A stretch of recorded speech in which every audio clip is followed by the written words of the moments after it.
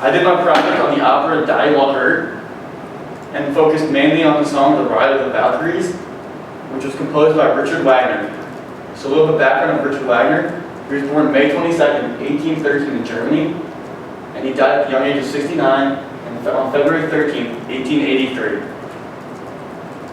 Richard Wagner was a favorite composer of Adolf Hitler, and by association, he was basically a Nazi, and most of his work became famous after he died.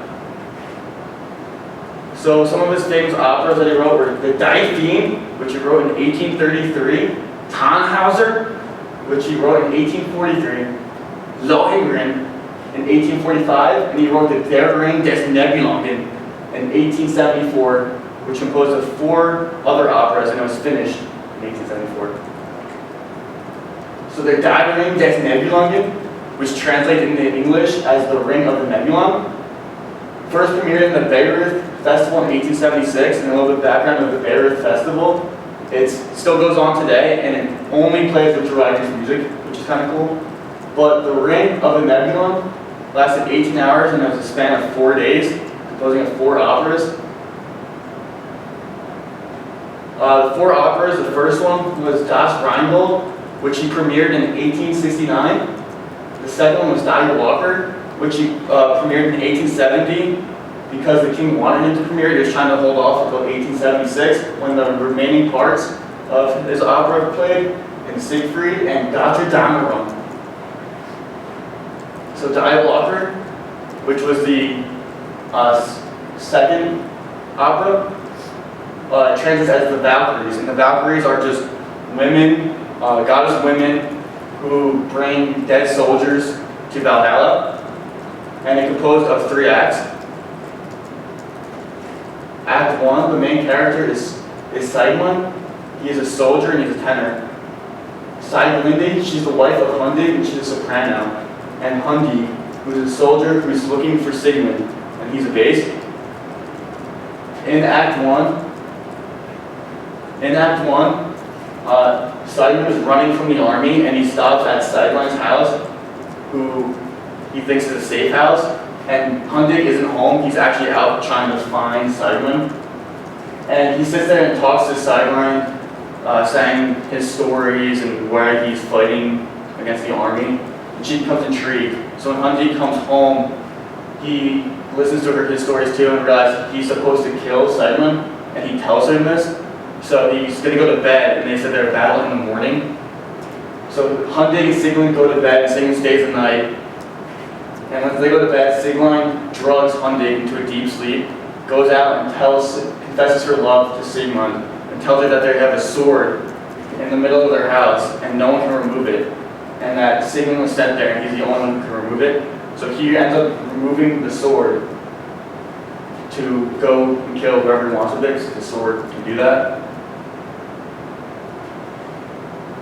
In Act 2, there's Wotan. He's a god, and he's the father of Sigmund and Sieglinde.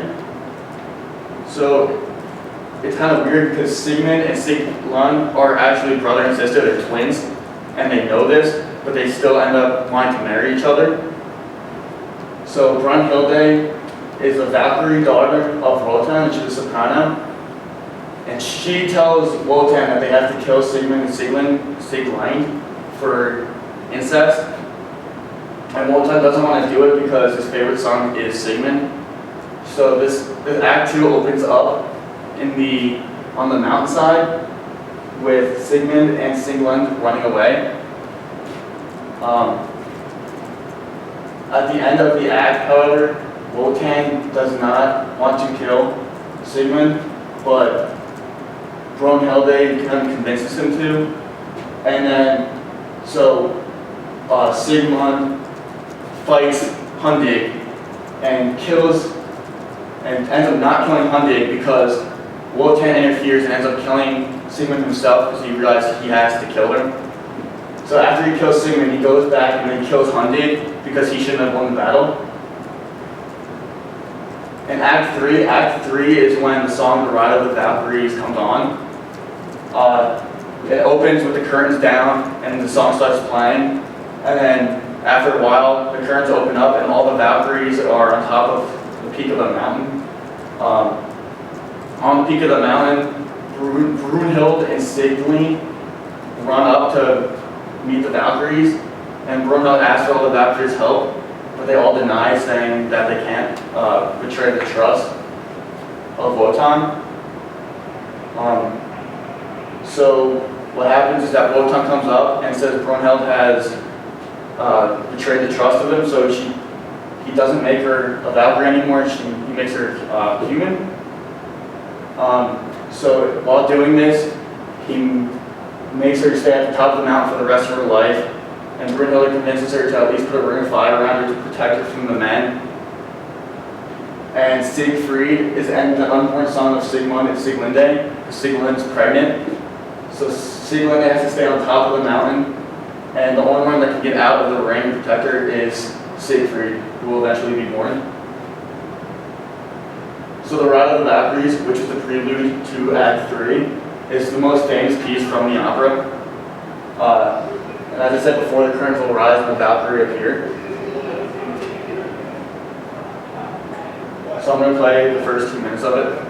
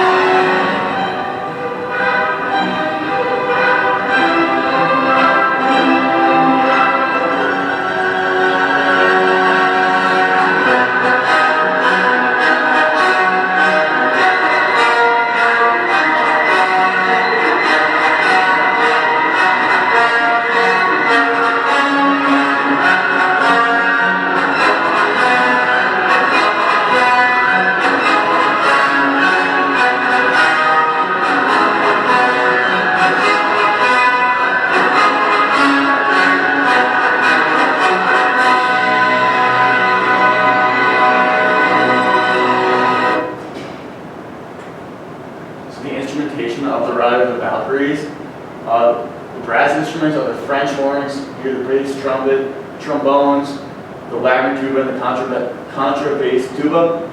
This is a picture of the wagon tuba, and it's basically a mix of tuba and a French horn, and it was first premiered in this opera. For the woodwind instruments, you hear piccolos, the English horn, and the bass clarinet. For percussion, there's cymbals, the triangle, the glockenspiel, the gong, and the snare drum. Strings, it's usually played with 6 harps, violins, and a viola.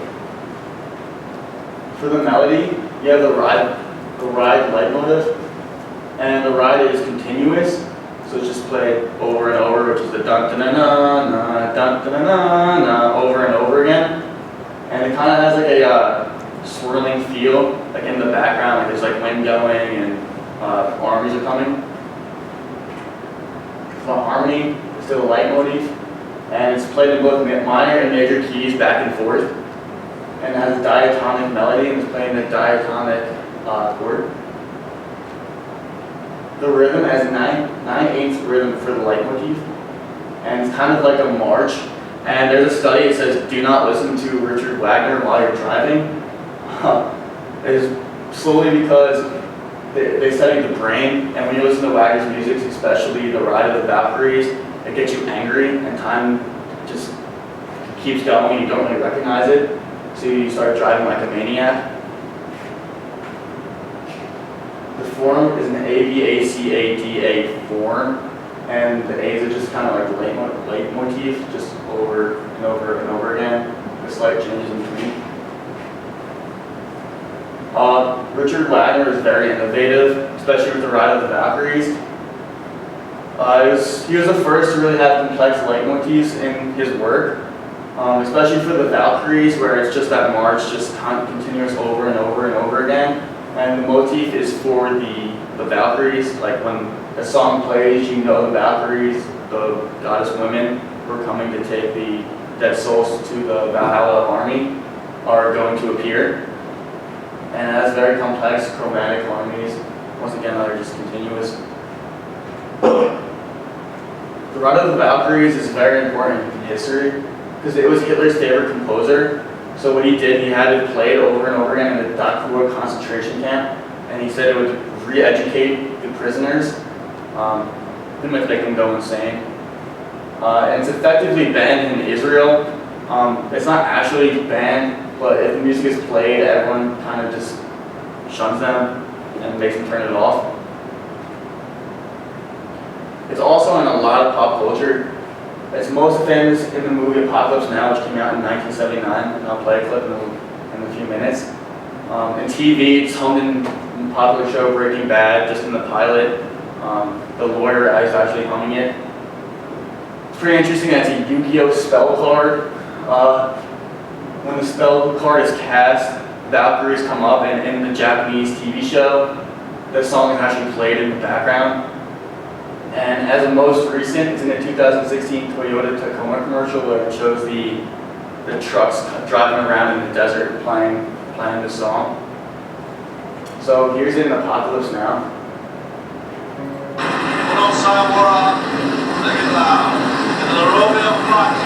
Shall we dance?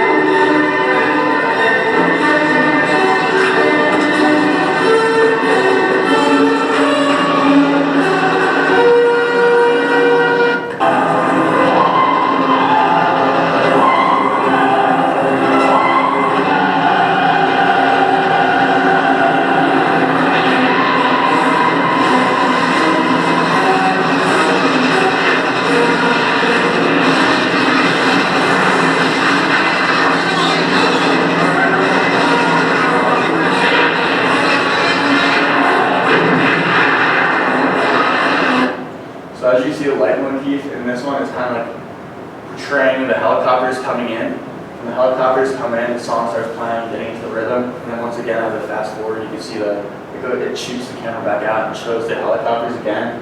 And it kind of just shows the whole feeling of the song when they're coming in and just all right, they're gonna mess everything up and just kind of kill a bunch of people, which is kind of portrayed throughout history with this song. And in my opinion, the song's pretty cool. It has a lot of force, I was saying, when you feel it, you hear it, it just kind of makes you want to run through stuff and the army feel for it. I think it would be relevant in future years and years to come because just the whole war theme of it, it's always going to be showing up in the car commercial, it shows how powerful that truck is, and for war movies, they'll play it over and over again. Something bad's gonna happen. And Richard Wagner himself, I don't think it's fair for him to be considered an anti-Semite because he didn't really have the full meaning for that, and now everything's kind of considered with him and Hitler because the best composers of his time. And any questions or comments?